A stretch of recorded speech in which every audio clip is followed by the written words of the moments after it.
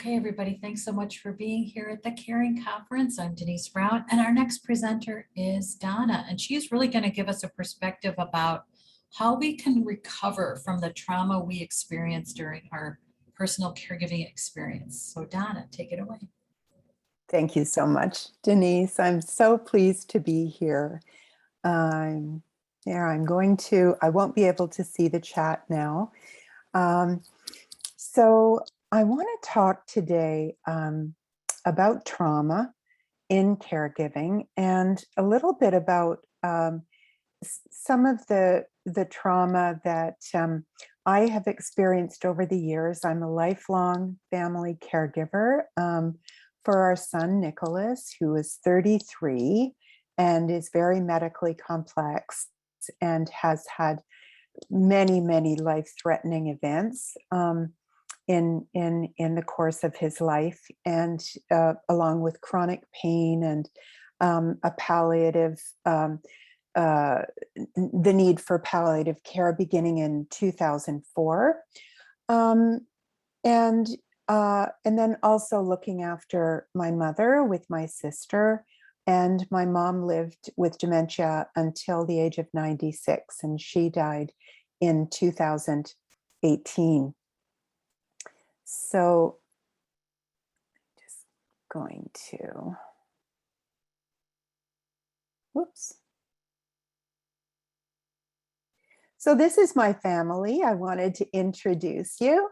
And this is me and our son, Nicholas, my husband, Jim, and our daughter, Natalie. So Nick's, I said, is 33, Natalie's 29. And Nicholas lived with us at home for 23 years in a situation that I would describe as a home ICU. And we did not have very much help for most of his life, and he does require 24-hour awake nursing care. He lives in a medical group home now, not far from where we live, where he does receive that level of nursing support. So Nick is medically complex, and he has had many surgeries. He just got out of the hospital yesterday, and yes, that was his 99th hospitalization. And so maybe we should have a celebration or something when it's 100, I don't know. But he was in the hospital for about the last week and a half with an infection that required IV antibiotics. But this image was taken in the UK, where we lived at the time, and it was his first orthopedic surgery, the first of many. And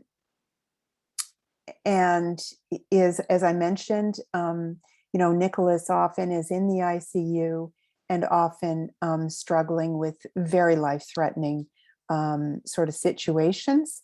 And but he is a very, very positive person. And I have to say that in spite of the adversity that he faces every day, he has an amazing life. He is an extreme positivist and has a hilarious sense of humor. And everyone who cares for him, has the privilege of caring for him, just loves him because he's a charismatic person. And he's non-speaking, but he's a great communicator nevertheless. He is he's an inspiration in terms of how he leapfrogs over his challenges and manages to come out of every medical crisis smiling and ready for the next fun challenge in his life. So I'm having trouble with my slides because they're not advancing the way they are supposed to, but there, okay.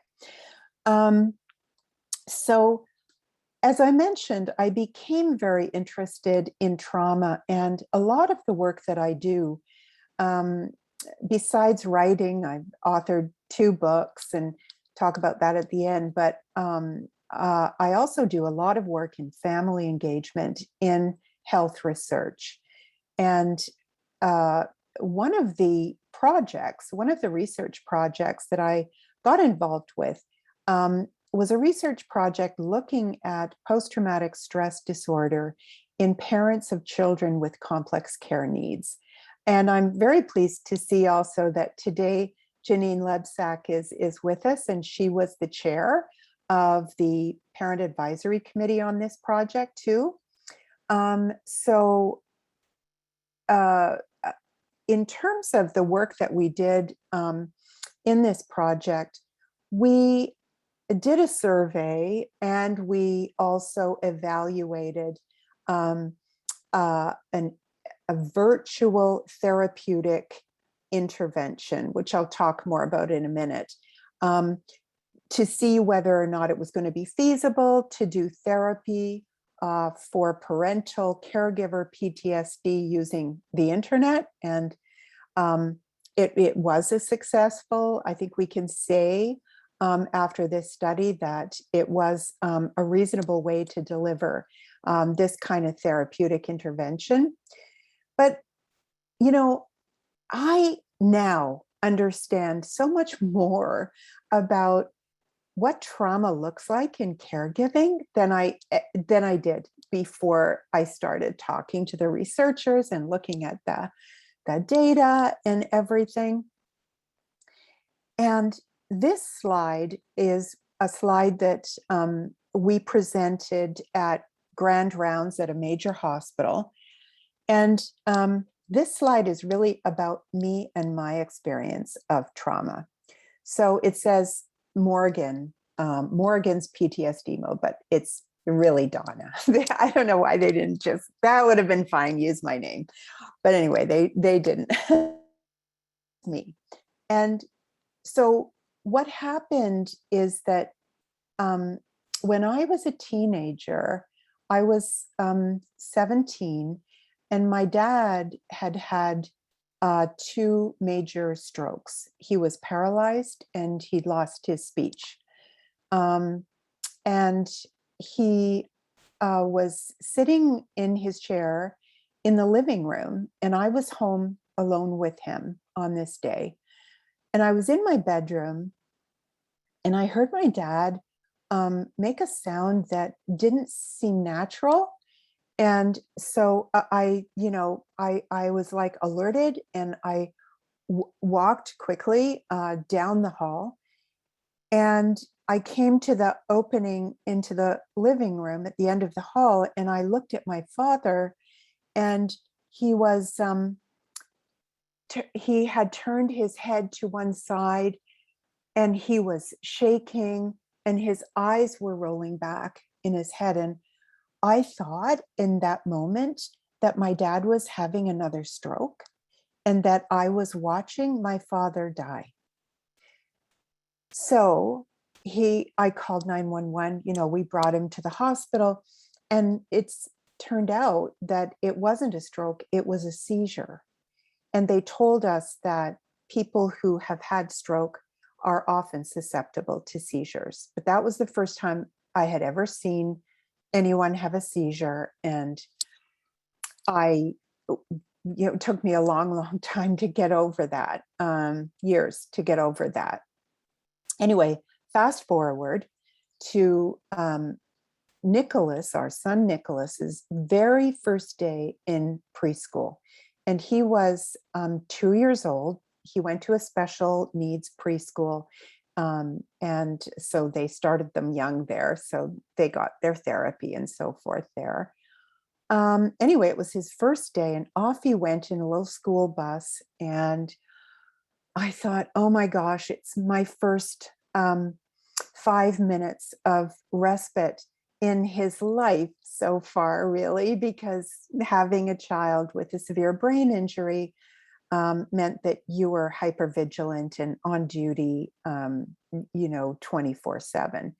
So knowing that he was in the care of the school, I was relaxing, having a coffee with my newspaper, and the telephone rang. And it was the school director saying, Nicholas has had a seizure.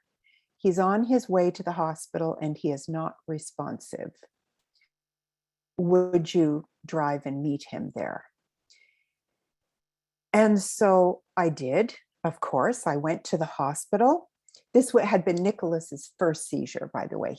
He has epilepsy, and this was his first seizure. And so I drove to the hospital, and I was very afraid that he died from this seizure, or that he would be fundamentally changed in some way, like more brain damage.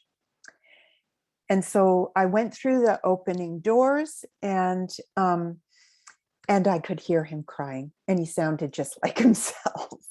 So I thought, oh, he's okay. Anyway, after that, I could not hear the phone ring without having a panic attack. So the phone ringing, even if I had my Nicholas on my lap, I'd think, oh, Nick, or, something awful would happen if I heard that phone ring. And it eventually went away. I don't have it anymore, but I sure did for a few years. And when I started, as I say, learning about the way trauma works in caregiving, this is an example of post-traumatic stress injury in caregiving. And so in the DSM-5, which is the Bible of, it's a big long list of everything that could be wrong with humans, and it names diseases, etc. They define a traumatic event as exposure to actual or threatened death, serious injury, or sexual violence in one or more of the following ways. So you could directly experience yourself the traumatic events. You could witness these traumatic events.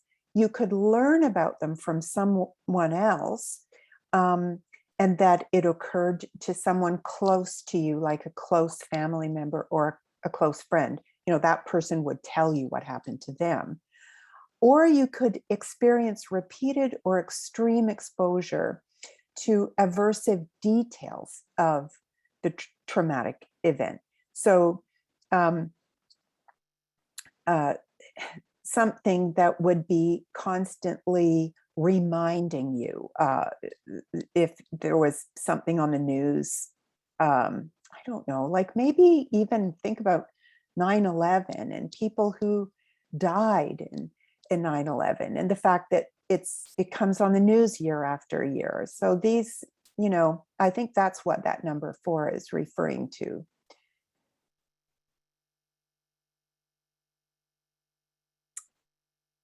So this trauma, life-threatening events, are a bit like stones that you carry. This was a huge revelation to me, because I did not know that trauma has something that's called the building block effect of trauma.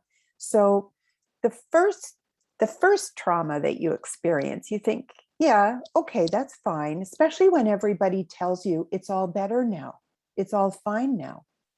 So like Denise, when you and I were talking in the chat that we had before today, that we had these pre-interviews that you shared online, and we were talking about the nature of this type of trauma and how everybody says, oh,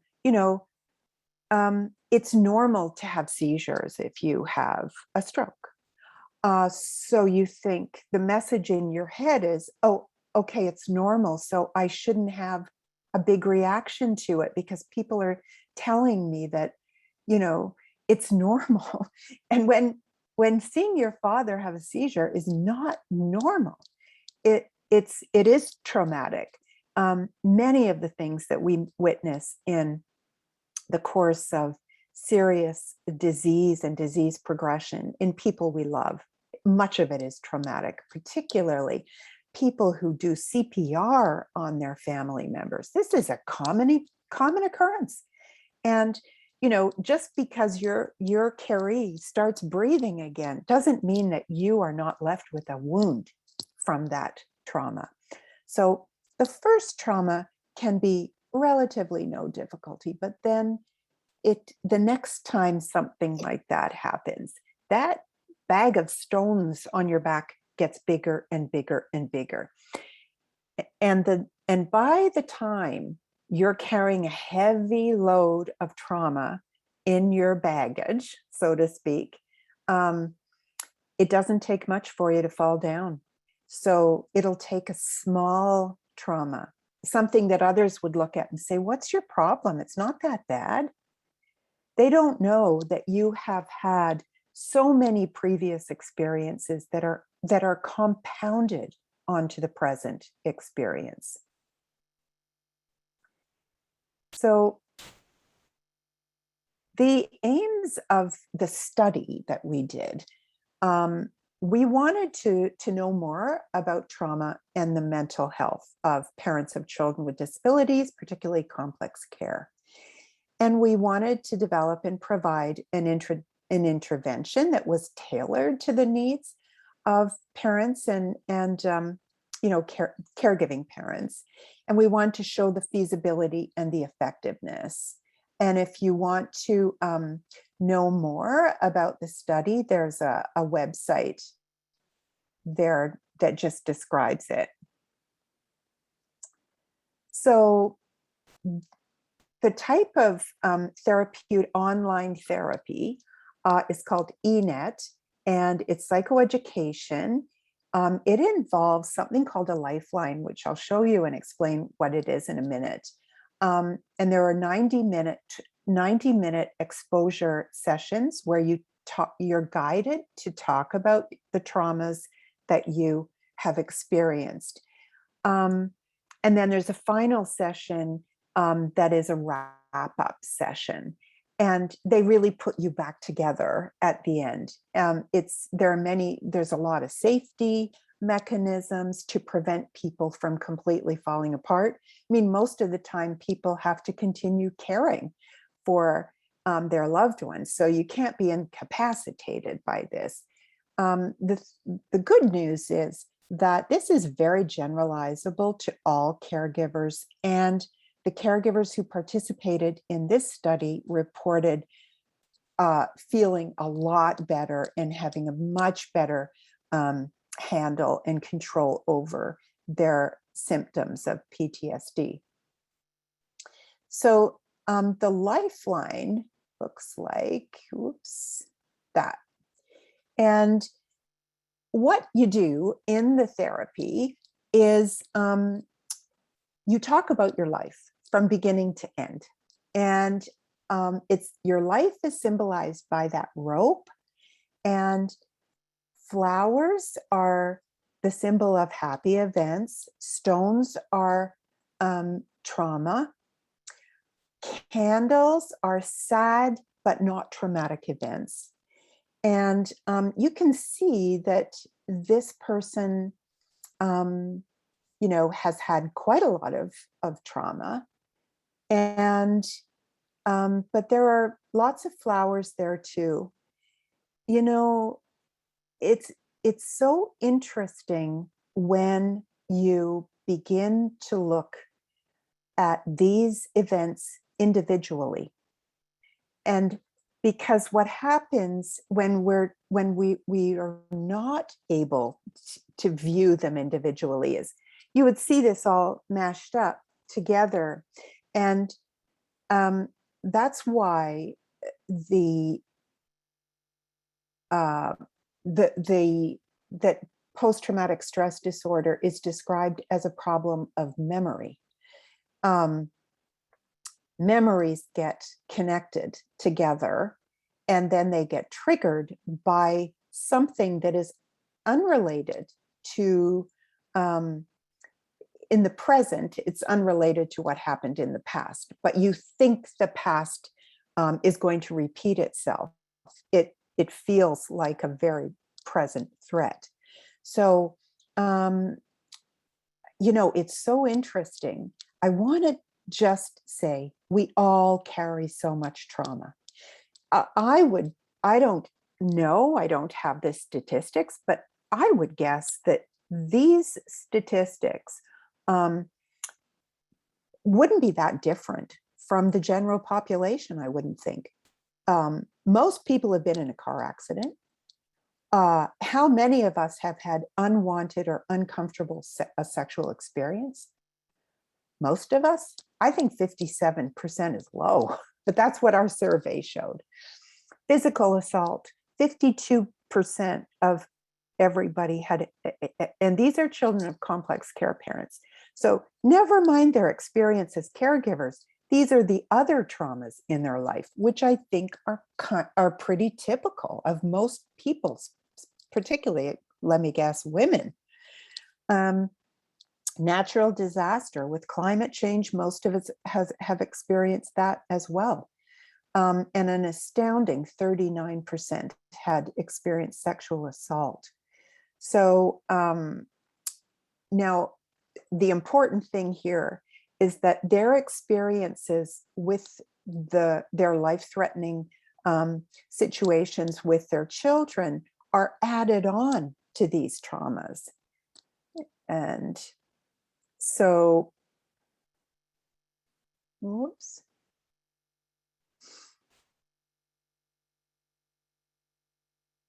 So what did we learn in this study? We learned, sorry, my slides are jumping.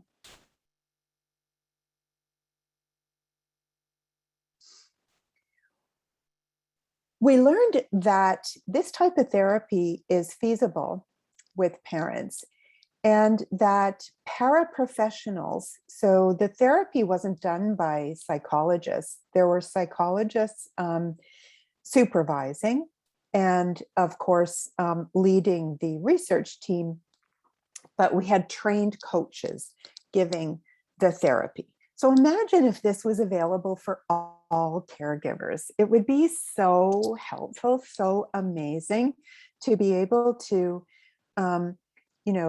take control of your traumatic events, understand that they are single events, that these things are not necessarily going to happen all over again, and that you separate the triggers out so that you have control of your memories, and that you can have a deep understanding in your bones of this is now, then is then, and keep these ideas separate in your head for the sake of your mental health. So the paraprofessionals, the trained coaches in this model were very, very successful, well accepted. They provided high quality care, and that everybody in the study really loved the online sessions, and that virtual platform worked for this. We had really positive feedback. Some of the challenges is that, kids get sick. Don't I know it? Our Nicholas in the hospital last week. And then you have to stop, or put your therapy on pause. New traumatic events happen.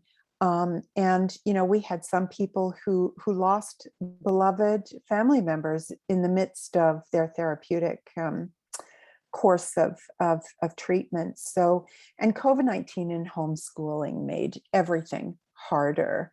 It's very, very hard to have privacy and someone else caring for your loved ones, in this case, children who need care.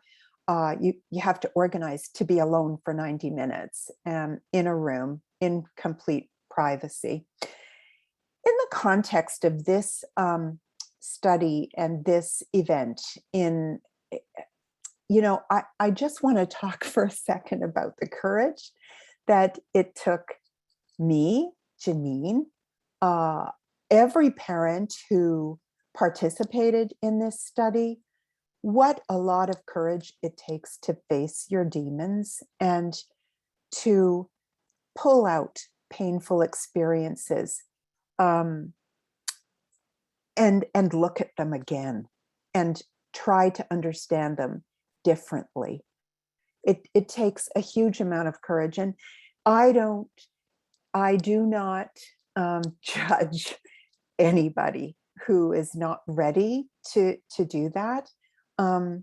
I know people that I talk to that I know they have PTSD from their caregiving. And I said, why don't you sign, have you thought maybe of signing up for this study? And they said, I just can't.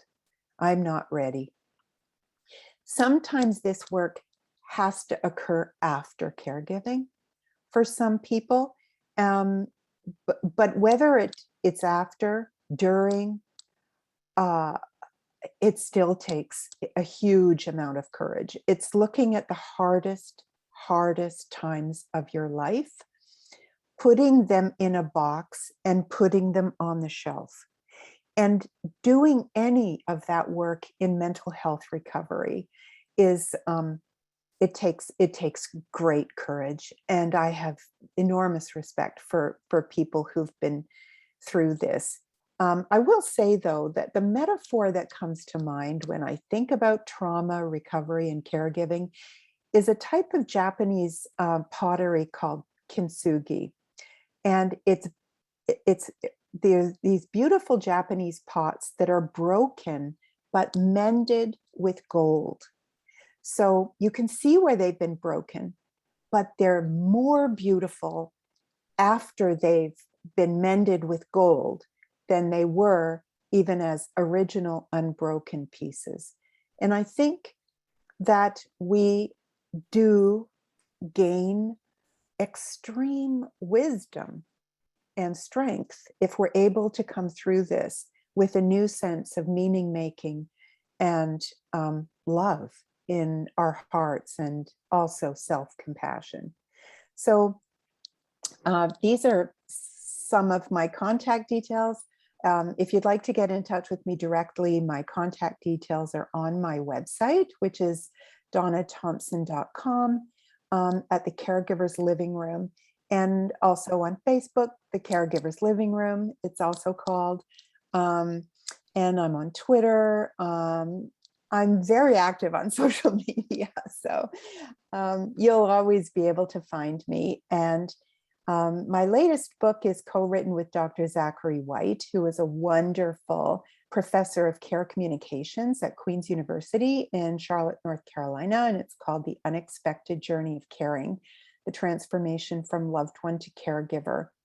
And The Four Walls of My Freedom is my first book about ethics and economics of living well amongst in circumstances of adversity with disability in the family. So thank you so much. And I will stop screen sharing. There we are. And feel free to head into the chat room. There's a couple questions for you and some insights and just really knowledge sharing. So thanks everybody. And thanks Donna so much. So I'm gonna stop the recording because we're gonna take a